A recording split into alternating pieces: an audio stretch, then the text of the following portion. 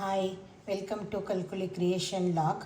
ನಾನಿವತ್ತು ಯಾರು ಬೇಕಿದ್ದರೂ ಮಾಡಿಕೊಳ್ಳುವಂತಹ ಬ್ಯಾಚುಲರ್ಸ್ಗಳಿಗೂ ತುಂಬ ಯೂಸ್ ಆಗುವಂತಹ ಒಂದು ಮೊಟ್ಟೆ ಆಮ್ಲೆಟ್ ಹೇಗೆ ಮಾಡ್ಕೊಳ್ಳೋದು ಅಂತ ತೋರಿಸ್ತೀನಿ. ಮೊದಲಿಗೆ ನಾನಿಲ್ಲಿ 2 ಮೊಟ್ಟೆನ ತೊಗೊಂಡಿದ್ದೀನಿ.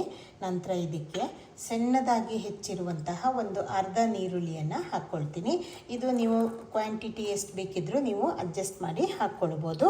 ಇದು ನೀರುಳ್ಳಿ ಎಲ್ಲ ಹಾಕೋದ್ರಿಂದ ನಿಮಗೆ ಮೊಟ್ಟೆ ಕಮ್ಮಿ ಇದ್ರೂ ಇದು ತುಂಬ ಜಾಸ್ತಿಯಾಗಿ ನಿಮಗೆ ಒದಗಿ ಬರುತ್ತೆ. ನಂತರ ಇದಕ್ಕೆ ಚಿಕ್ಕದಾಗಿ ಹೆಚ್ಚಿರುವ ಸ್ವಲ್ಪ ಕೊತ್ತಂಬರಿ ಸೊಪ್ಪನ್ನು ನಾನು ಆ್ಯಡ್ ಮಾಡ್ಕೊಳ್ತಾ ಇದ್ದೀನಿ. ಇದನ್ನು ಬ್ಯಾಚುಲರ್ಸ್ಗಳು ಸಹ ಮಾಡ್ಕೊಳ್ಬೋದು. ಒಂದು ರಸಮ್ ಇದ್ದರೆ ಅದ್ರ ಜೊತೆಗೆ ಇದು ತುಂಬ ಚೆನ್ನಾಗಿ ಒಳ್ಳೆ ಕಾಂಬಿನೇಷನ್ ಆಗುತ್ತೆ. ರೈಸಿಗೆ ಇದು ಮಾಡಿಕೊಂಡ್ರೆ ತುಂಬ ಒಳ್ಳೆಯದಾಗುತ್ತೆ. ನಂತರ ಇಲ್ಲಿ ನಾನು 1-2 ಹಸಿಮೆಣಸನ್ನು ಈ ರೀತಿ ಸ್ಲಿಟ್ ಮಾಡಿ ಹಾಕ್ಕೊಳ್ತಾ ಇದ್ದೀನಿ. ಇದು ನಿಮಗೆ ಬೇಡ ಅಂತ ಅಂದರೆ ಮಕ್ಕಳಿಗೆಲ್ಲ ಕೊಡೋದಾದರೆ ನೀವು ಹಸಿಮೆಣಸು ಯೂಸ್ ಮಾಡೋದು ಬೇಡ. ಇದು ನೋಡಿ, 2 ಹಸಿಮೆಣಸನ್ನು ನಾನು ದೊಡ್ಡದಾಗಿ ಸ್ಲಿಟ್ ಮಾಡಿ ಹಾಕ್ಕೊಳ್ತಾ ಇದ್ದೀನಿ. ಯಾಕಂದರೆ ಇದು ನಿಮಗೆ ಎತ್ತಿಟ್ಕೊಳೋಕ್ಕೆ ಈಸಿ ಆಗುತ್ತೆ ಅಂತ ಹೇಳಿಬಿಟ್ಟು. ನಂತರ ಒಂದು ಕಾಲು ಭಾಗದಷ್ಟು ಟೊಮೆಟೊನ ಚಿಕ್ಕದಾಗಿ ಹೆಚ್ಕೊಂಡು ಇದಕ್ಕೆ ಸೇರಿಸ್ಕೊಳ್ತಾ ಇದ್ದೀನಿ. ಇವಾಗ ಇದಕ್ಕೆ ನಾನು ಇಲ್ಲೊಂದು 1/4 ಟೀ ಸ್ಪೂನ್ ಆಗಷ್ಟು ಕಾಳು ಮೆಣಸಿನ ಪುಡಿನ ಹಾಕ್ಕೊಳ್ತಾ ಇದ್ದೀನಿ. ನೀವು ಮಕ್ಕಳಿಗೆ ಕೊಡೋದು ಅಂತ ಆದರೆ ಹಸಿಮೆಣಸು ಬಿಟ್ಟು ಬರೀ ಕಾಳು ಮೆಣಸಿನ ಪುಡಿನ ಉಪಯೋಗಿಸಿ ಕೊಡ್ಬೋದು. ಆಮೇಲೆ ಇಲ್ಲಿ ಒಂದು ಅರ್ಧ ಟೀ ಸ್ಪೂನ್ ಆಗಷ್ಟು ಉಪ್ಪನ್ನ ಯೂಸ್ ಮಾಡ್ಕೊಳ್ತಾ ಇದ್ದೀನಿ ನಾನು. ಇದು ತುಂಬ ಕ್ವಿಕ್ಕಾಗಿ ನಿಮಗೆ ತಕ್ಷಣಕ್ಕೆ ಆಗುತ್ತೆ. ಆಮೇಲೆ ತುಂಬ ಟೇಸ್ಟಿಯಾಗೂ ಬರುತ್ತೆ. ಇದು ಬ್ಯಾಚುಲರ್ಸ್ಗಳಾಗಲಿ ಅಥವಾ ಯಾರು ಬಿಗಿನರ್ಸ್ಗಳಿಗೆಲ್ಲ ಗೊತ್ತಿರೋದಿಲ್ವಲ್ಲ ಹೇಗೆ ಮಾಡ್ಕೊಳ್ಬೇಕು ಬೇರೆ ಅಡುಗೆಗಳೆಲ್ಲ ಅಂತ ಹೇಳಿಬಿಟ್ಟು ನೀವು ಇದನ್ನೊಂದು ಮಾಡಿಕೊಂಡ್ರೆ ಮೊಸರನ್ನ ಜೊತೆಗೆ ಇದನ್ನು ನೀವು ಆರಾಮಾಗಿ ಊಟ ಮಾಡ್ಬೋದು.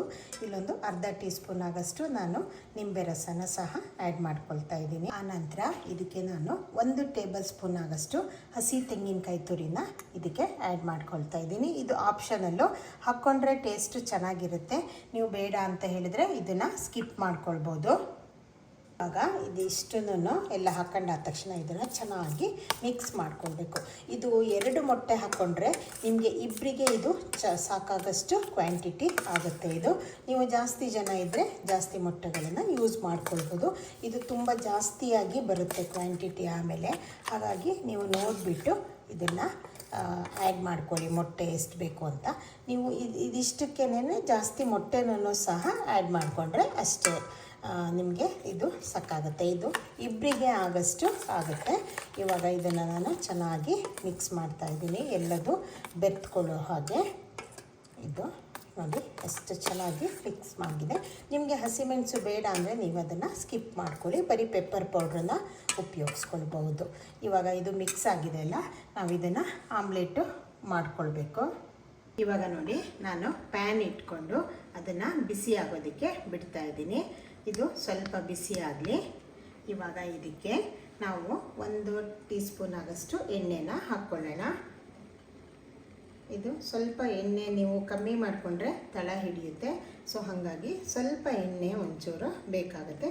ನೀವು ಬೇಕು ಅಂದರೆ ನಾನ್ ಸ್ಟಿಕ್ ಸಹ ಯೂಸ್ ಮಾಡ್ಬೋದು. ಇವಾಗ ಎಣ್ಣೆನ ಕ್ಲೀನಾಗಿ ಎಲ್ಲ ಕಡೆ ಸ್ಪ್ರೆಡ್ ಮಾಡ್ಕೊಳ್ಳಿ. ನೋಡಿ, ಈ ರೀತಿ ಎಲ್ಲ ತಳ ಎಲ್ಲ ಕವರ್ ಆಗಲಿ ಎಣ್ಣೆ ಇದು.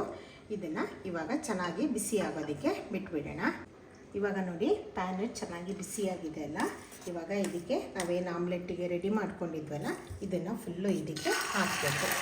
ಕ್ಲೀನಾಗಿ ಇದನ್ನು ಇದಕ್ಕೆ ಹಾಕ್ಬಿಡಿ. ಹಾಕಿಬಿಟ್ಟು ಒಂದು ಸ್ವಲ್ಪ ಇದನ್ನು ಈ ರೀತಿ ಸ್ಪ್ರೆಡ್ ಮಾಡಬೇಕು. ಸ್ಪ್ರೆಡ್ ಮಾಡಿಬಿಟ್ಟು ಇದಕ್ಕೆ ಲಿಡ್ ಕವರ್ ಮಾಡಿ ನಾವೊಂದು 1 ನಿಮಿಷ ಅಥವಾ ಇದು ಕೆಳಗಡೆ ಫುಲ್ಲು ಇದು ಕುಕ್ ಆಗೋಷ್ಟು ನಾವು ಬಿಡಬೇಕು ಇದನ್ನು.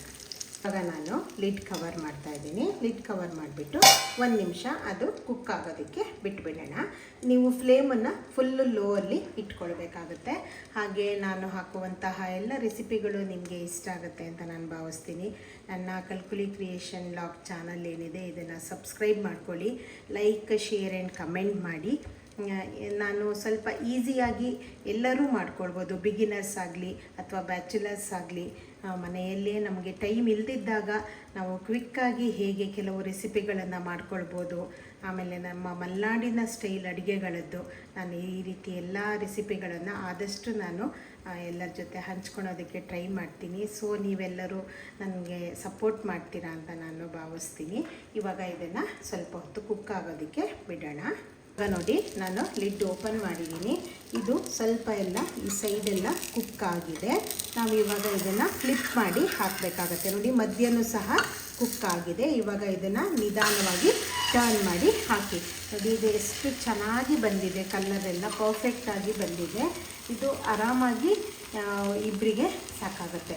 ಇಲ್ಲ ನೀವು ಡಯಟ್ ಮಾಡ್ತೀರಾ, ನಾವು ಬೇರೆ ಏನೂ ತಿನ್ನೋದಿಲ್ಲ ಅನ್ನೋದಿದ್ದರೆ ಇದನ್ನು ಡೈರೆಕ್ಟಾಗೂ ಹಾಗೂ ತಿನ್ಬೋದು.